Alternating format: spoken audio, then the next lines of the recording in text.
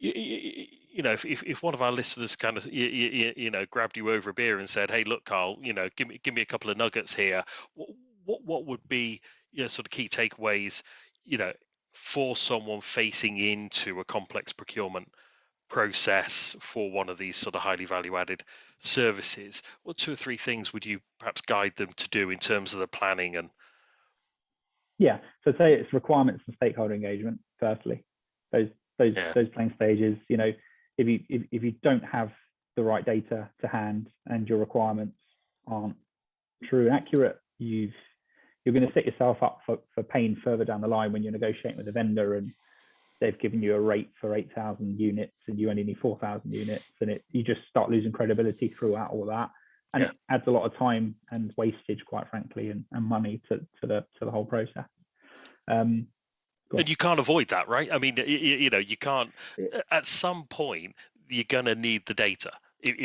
Ideally, you'd have it before you started.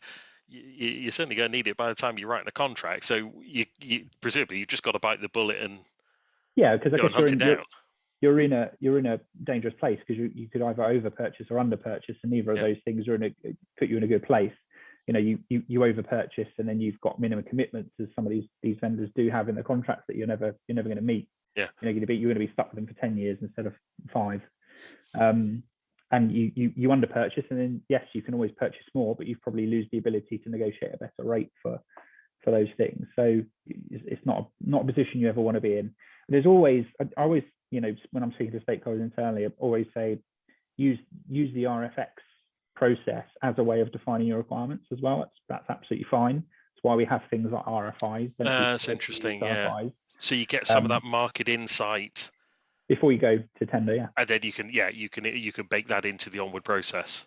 Yeah, but I think we should know, within 80% at least tolerance, what it is we need, and then it should just be fine tuning, perhaps around those technology innovations or things we just don't know about, or perhaps our data is in such a bad place that actually we'll use one of these vendors to do some data cleansing for us as part of the process.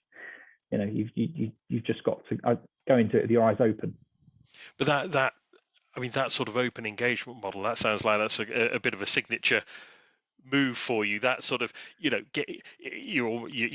almost co-opting the bidders to help you get not just a bid, but to help you get to that optimized result. You're getting them to bring some ideas or even some resource to help you optimize the process. Yeah, and it's in their interest. Is again opening your doors and just saying to a degree, so that you're not showing your hand too much. But these are the things we struggle with. It's not going to be new news to them. They're going to have come across many businesses which have the same struggles, and 9 times out of 10 they've probably got a solution to it. So it's as long as you're not showing them what's on your bit of paper whilst doing that and putting yourself in a worse negotiation position, then you should share that.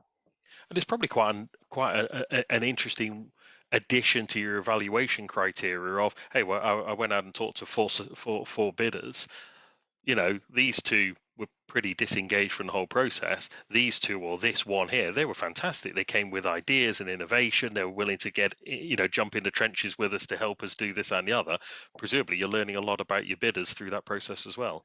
Yeah, I think you are. I think you've got to, again, err on the side of caution, because in that process, you could have a really bad sales and bid team, but then you'll have a fantastic service management team when you're in.